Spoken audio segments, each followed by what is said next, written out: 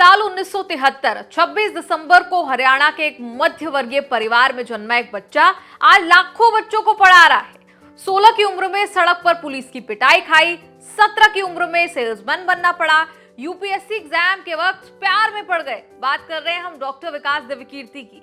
आज UPSC crack करने का सपना देखने वालों को पढ़ाते हैं, अपना खुद का कोचिंग सेंटर दृष्टि आईएएस चलाते हैं। लोग नाम से पहचानते हैं, छात्र पढ़ने आते हैं, लेकिन it was no cakewalk. Vikas Divyakirti की बात करने से पहले बता दें कि उनके माता पिता भी टीचर ही रहे हैं। पिता रोहतक में महर्षि दयानंद यूनिवर्सिटी से एफिलिएटेड कॉलेज में पढ़ाते थे, वहीं माताजी भिवानी के एक स्कूल में टीचर थी। विकास दिव्यकीर्ति और उनके दोनों भाई भी उसी स्कूल से पढ़े। स्कूल के दिनों की बात कर लें तो डॉक्टर दिव्यकीर्ति मैथ्स में अव्वल रहे, यानी 100 नंबर ऑन पॉइंट, लेकिन इंग्लिश में डब्बा गोल था, यानी हमेशा फेल हो जाते थे। ये बात उन्होंने खुद हमारे सहयोगी चैनल दी लल्लन टॉप को बताई है। कहा कि 10वीं तक आते आते एक सर जी ने पढ़ाया तो इंग्लिश कहीं ना कहीं थोड़ी बेहतर होने लगी, लेकिन 9वीं तक उनके माता पिता यही सोचते रहे कि भाई 10वीं बोर्ड में इंग्लिश में पास हो भी पाएगा या नहीं। मतलब कुछ यूं था स्कूल में दिव्यकीर्ति जी का हाल। वैसे क्या आप जानते हैं कि महज 17 साल की उम्र में डॉक्टर विकास दिव्यकीर्ति को सेल्समैन की जॉब करनी पड़ी थी, क्योंकि घर में दिक्कतें थी, माली हालत अच्छी नहीं थी। अब सरवाइव करना है, कुछ तो करना ही था, सेल्समैन बनना पड़ा। फिर भाई के साथ एक प्रिंटिंग कंपनी भी शुरू की। जब तक ग्रेजुएशन पूरी हुई तब तक हालात घर में बेहतर होने लगे। फिर अपने दोस्त के साथ उन्होंने पांडव नगर में एक फ्लैट ले लिया और वहीं पहली बार यूपीएससी की तैयारी शुरू कर डाली। वहां एमए भी पढ़ने लगे। एमए में हिस्ट्री छोड़कर उन्होंने हिंदी साहित्य सब्जेक्ट ले लिया, लेकिन दिल्ली यूनिवर्सिटी में एडमिशन उन्हें नहीं मिल पाया। बाद में एडमिशन तो हुआ, लेकिन जाकिर हुसैन इवनिंग कॉलेज में हुआ। दिव्यकीर्ति बताते हैं कि एमए हिंदी इसीलिए चुना क्योंकि अब सेल्समैन की जॉब नहीं करनी थी।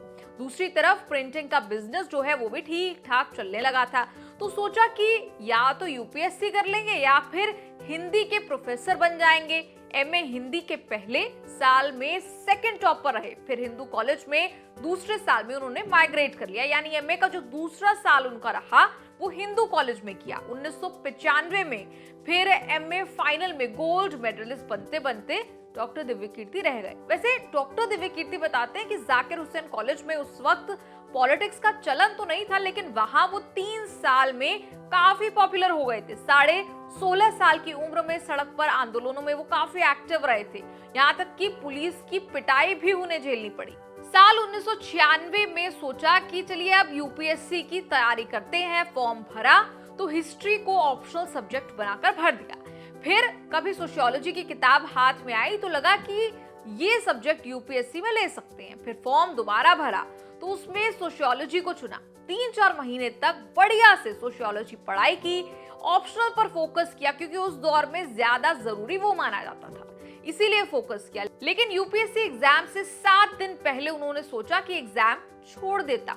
डॉक्टर दिव्यकीर्ति ने कहा कि वो उस वक्त रिलेशनशिप में थे और उनसे ज्यादा उनकी पत्नी की डॉक्टर दिव्यकीर्ति के घर वालों से बात होती थी। पत्नी ने उस वक्त घर वालों को बताया कि उनकी तैयारी ठीक है, लेकिन ये एग्जाम देने से डर रहे हैं। फिर सोचिए क्या हुआ, पिताजी ने फोन करके धमकाया और कहा कि तुम एग्जाम दो, ज्यादा से ज्यादा क्या होगा, नहीं होगा। उन्होंने एग्जाम दिया तो प्रीलिम्स हो गया, फिर मेंस भी हो गया और फिर देखते ही देखते इंटरव्यू भी धड़ाधड़ निकल गया और फाइनल में सिलेक्शन हो गया। और दिव्यकीर्ति कहते हैं कि कॉन्फिडेंस उनका ऐसा गजब था कि 26 मई 1997 को यूपीएससी के इंटरव्यू और रिजल्ट्स के बीच में ही उन्होंने शादी कर ली। 4 जून 1998 को फाइनल रिजल्ट आया, 384 रैंक आई। ये अलग बात है कि डॉक्टर दिव्यकीर्ति को उम्मीद ये थी कि वो टॉप 20 में स्थान प्राप्त करेंगे, लेकिन दिव्यकीर्ति बताते हैं कि उस वक्त आईएएस की 56 और आईपीएस की 36 सीटें थी और उन्हें सीआईएसएफ में असिस्टेंट कमांडेंट की पोस्ट ऑफर हुई थी। लेकिन चूंकि वो मेडिकली उसके लिए अनफिट थे तो उन्हें सेंट्रल सेक्रेटेरियल सर्विस ऑफर की गई और उन्होंने उसे हाँ बोल दिया। और हाँ बोलने का कारण ये था कि इस सर्विस में रहकर वो यूपीएससी के लिए पढ़ने के लिए समय निकाल लेंगे।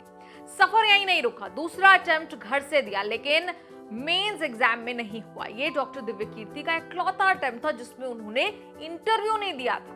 उन्हें लगा कि सोशियोलॉजी में नंबर कम होने की वजह से उनका शायद नहीं हो पाया। यही कारण था कि तीसरे अटेम्प्ट में ऑप्शनल सब्जेक्ट बदल दिया और फिलॉसफी ले लिया और इस बार इंटरव्यू तक तो पहुंचे लेकिन सिलेक्शन नहीं हुआ।